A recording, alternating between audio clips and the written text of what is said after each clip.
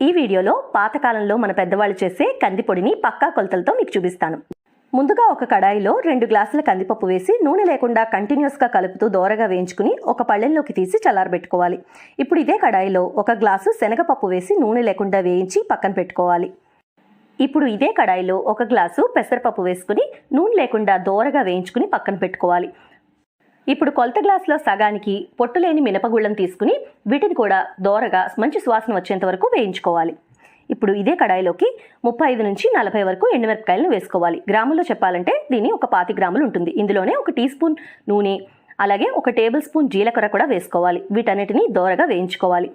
అలాగే కుంకుడు గింజంత ముద్ద ఊరగాయ ఇంగువను కానీ లేకపోతే 1/2 టీ స్పూన్ ఇంగువను కానీ వేసుకుని దోరగా వేయించి వీటన్నిటిని చల్లారబెట్టి ముందు మిరపకాయల్ని తర్వాత పప్పు దినుసుల్ని వేసి 1 చెంచాడు ఉప్పు వేసుకుని మెత్తగా మిక్సీ పట్టుకుంటే కందిపొడి రెడీ.